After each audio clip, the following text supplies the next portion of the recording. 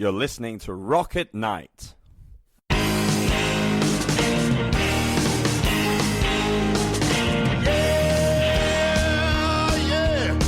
you ready? Hey, tonight I'm gonna take you on a little trip. We're going down south by the mighty Mississippi.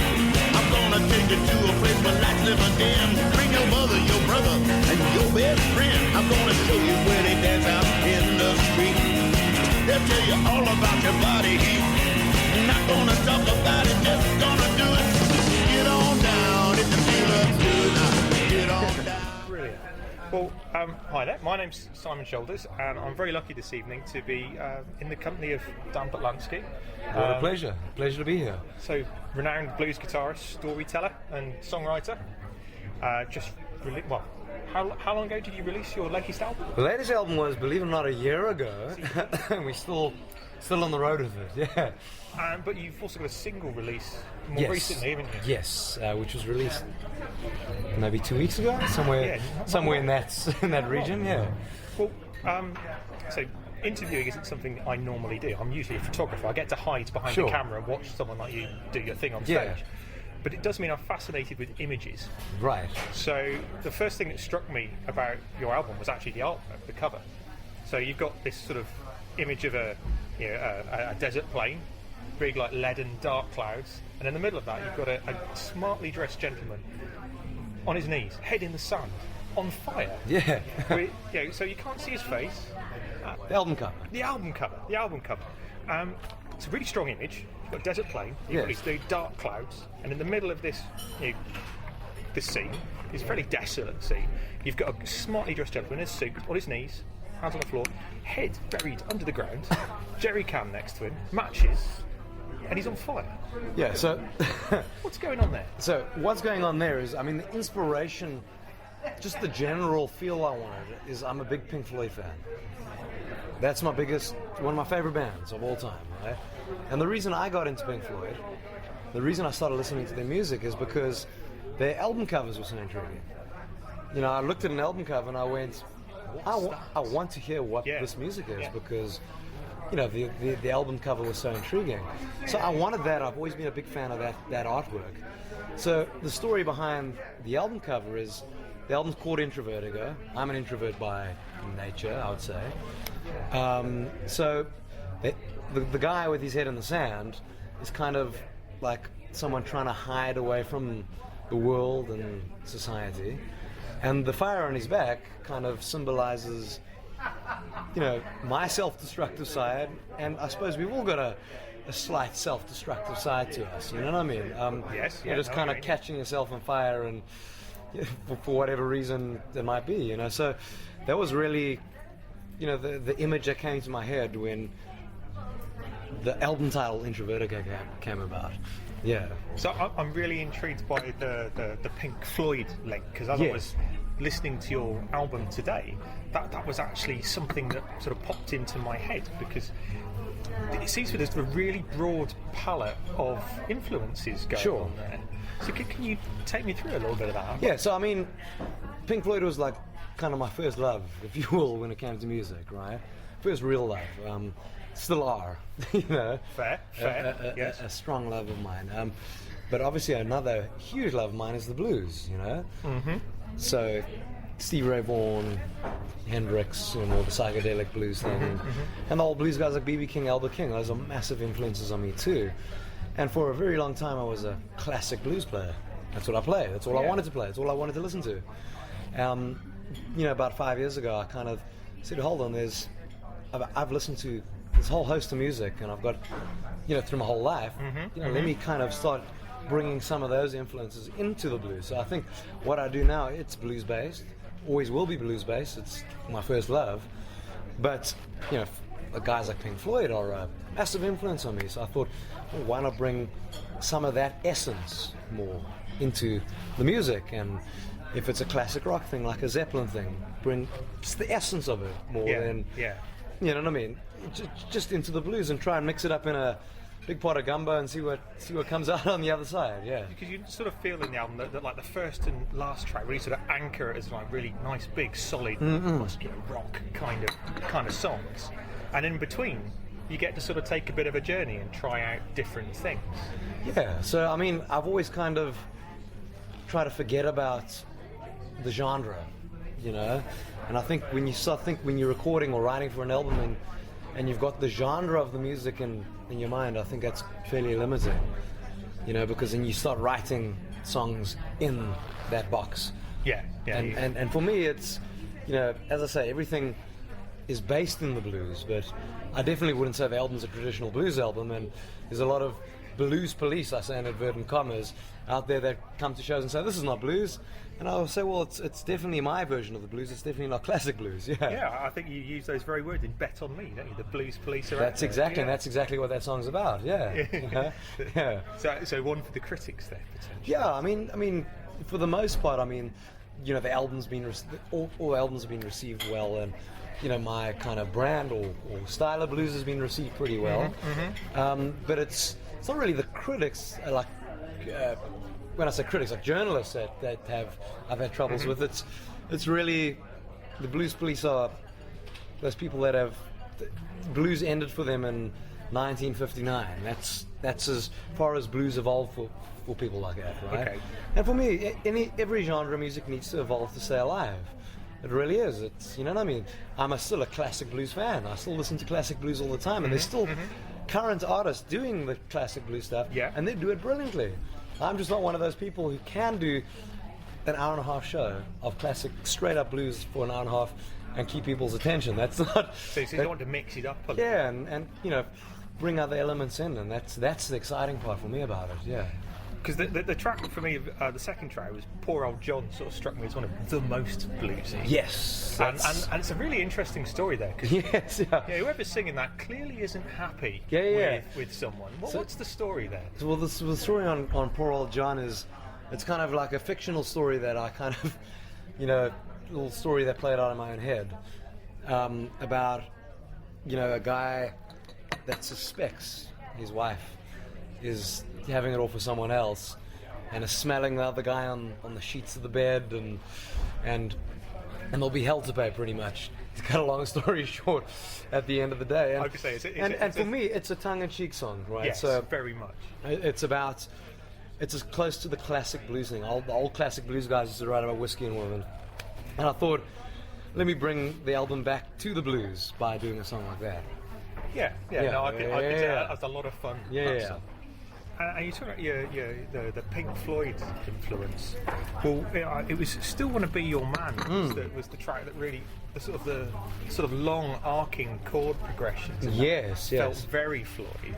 Yes. Is that something you really tried to get into that? I think it was a subconscious thing. I think because I've grown up and I've listened to so much Pink Floyd in my life that, you know, when you write subconsciously, certain feels come across, you know what I mean? Which I'm definitely not opposed to, you know.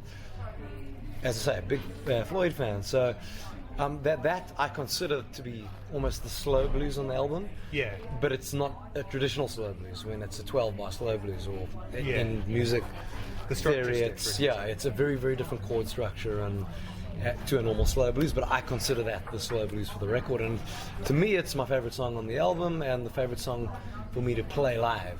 It really translates the best live for me, yes. Okay, that's really interesting. So you talk about growing up listening to things like Pink Floyd, the Zeppelin, pop type. Yeah. So what were your first musical memories then? My first musical memories, I think Pink Floyd was one of them. That was before I saw the album cover and before I knew that I was hearing Pink Floyd.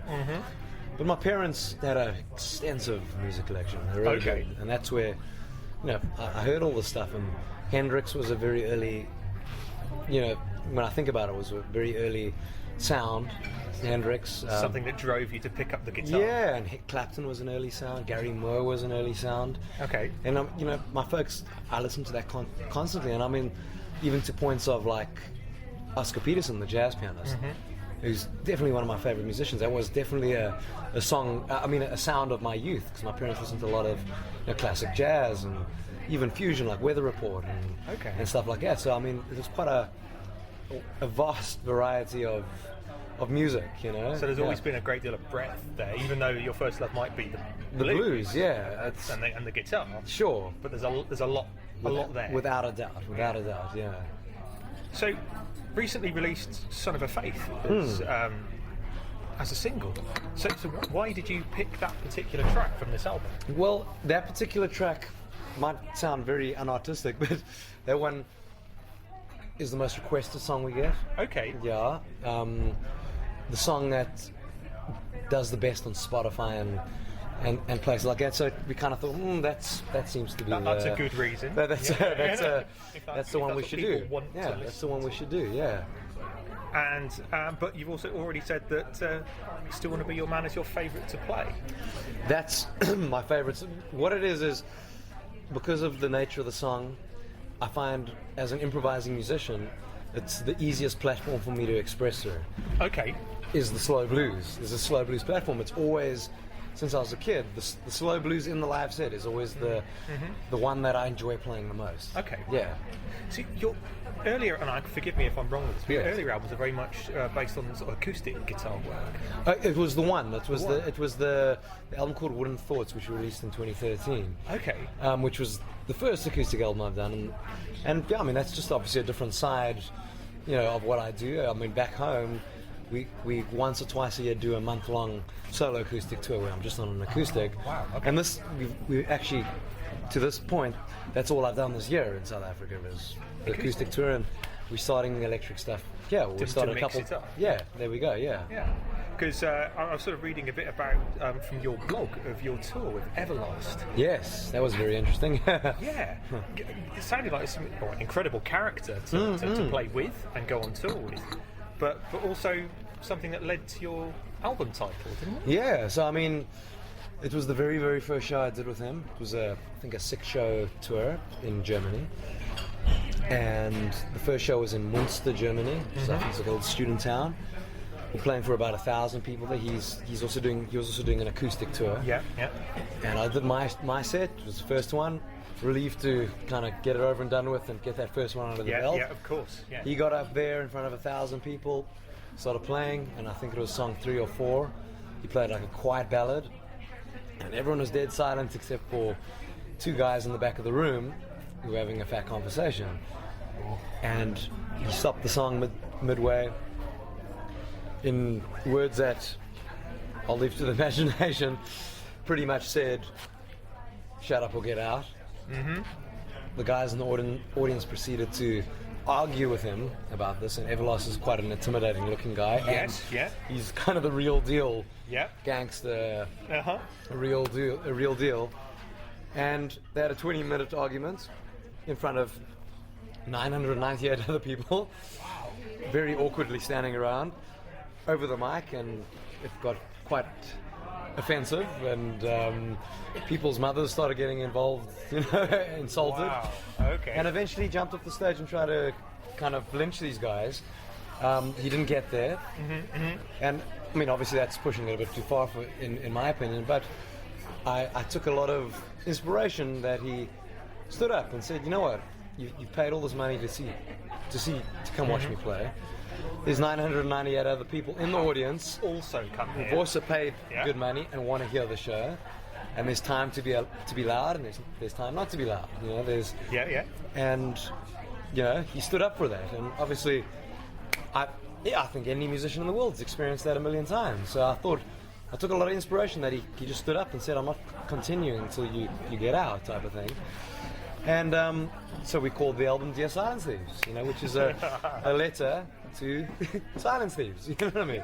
Yeah. So how did you feel at the end of that? So this is your first sort of your first time on stage, on this tour, and quite an event happened. How did you feel at the end of that? Well, it was scary. I mean, I hadn't met him yet. Didn't know if I wanted to after that. He's a very private guy, Everlast. Yeah. His daughter has an immune system deficiency disorder or something like that. Okay. So he doesn't like to touch people or shake hands with strangers, because if he gets a cold or something, he can't see his daughter when he gets home. Okay, yeah. Which is a fair enough thing. Yeah. So there's a lot of tiptoeing around him a bit, like don't get too close and all that. So I met him for the first time on the very last show in Munich. And it was the last show of the tour. He was flying back to the States. I was continuing on with the band in Germany. And I had a completely wrong impression of him because I didn't get to meet him, and obviously that first experience wasn't great. Yeah. And he turned out to be a really cool guy. He came brilliant. Came to meet me after my sound check just before the show. Said it was a pleasure having me on the road and asked me if I'd like to join him for a few songs in his set that night, which I did. And after the show, got to hang out and drink a whiskey with him backstage, which was great. And doesn't get much cooler than that, does it? It was good. Yeah. So he turned out to be a really cool guy. Yeah. Excellent. So, is there anyone you would really love to go on tour with? David Gilmour would be fantastic from Pink Floyd. I mean, that would be there's definitely a theme here, isn't there? Definitely. He's just because he was the guy that got me involved. The love for guitar was his fault. You know what I mean? Yeah. And listening to him, and I'm still a fan. So, there's a million and one other guys I also wouldn't mind going on to it, but I think the dream scenario would be playing with David Gilmour. One. Yeah. Love to meet him, yeah. So, you've just played a couple of dates here in the UK. Poole and Sheffield. That's it, yeah. How did that go? Fantastic. The Poole one was the first one at Mr. Kibb's. I've done that venue a couple of times, and it's a great place to start a tour. Mm-hmm. It's comfortable. I've played it before, which is great. And then the second show was great. Probably the best show we've had this whole year at the HRH Blues Festival in Sheffield. And okay, yeah. It was great. The audience response was fantastic. Great response after the show. Couldn't start the tour off better, man. Really chuffed, yeah. Excellent. So where do you go from here then? We fly to Germany tomorrow. Not back to Munster? No, not that. Not this time, yeah. So we've got, it's quite a long haul from tomorrow. It's 10 shows in a row, which the voice is going to take a hammering, Yeah. So that's 8 in Germany and 2 in Holland, and then 2 days off, and then you're back. We finish off the tour for 5 shows here in the UK, yeah. Excellent. So is there anywhere in particular in the UK you're looking forward to playing? Always look forward to playing London. It was the very first UK show the UK city I ever played was London. It was the Half Moon in Putney a couple of years ago. Yeah. And I've never played Islington Academy before, and looking forward to being there. So yeah, really looking forward to that one. Excellent. So big tour going on. We've got the single release. The album's been out for a while. Stunning art cover. Stunning album cover. What next for you? Next is back in the studio when we get back from tour. We tour a little bit in South Africa, a couple of shows. Yeah. And then in June, we head back into the studio. We record the new album. Mm-hmm. All the songs are written and ready to go. Oh, ready to go. Excellent. Yeah, we spent December and January in the off time kind of writing crazy. And yeah, we record the album, and then we're back in the UK, hopefully in November, doing some dates, not with the new album, maybe a bit of a pre-campaign for it, odd kind of song live. Just a couple of tracks to give people a taste. Yeah. And we'll release the album probably this time next year in the UK, in Europe, yeah. Excellent. So plenty to look forward to. Yeah, certainly, yeah. And I guess you can't tell us the name of the album yet, but have you had the... I don't even have the name of the album yet. I was going to say, have you had the event which gives you the name of the album yet? Not yet, you know what I mean? Fingers crossed not to, is that as well? No, it's just, I mean, the sooner we can come up with an album title or a concept for the album, the better, you know what I mean? And I think the easier everything will flow, you know, and then we can actually say, the new album is called... And away such you and go such. From there. Exactly, yeah. So looking forward to having new songs to play. Obviously, we've been playing the Intro Vertigo songs for almost going on 2 years now, and so it'll be great to have some fresh stuff to play. Excellent. Well, I'm sure we're looking forward to it too, and looking forward to you being back in London soon. Certainly, yeah. Well, thank you very much. Well, appreciate that, man, and thank you. Great first interview, yeah. Thanks a lot.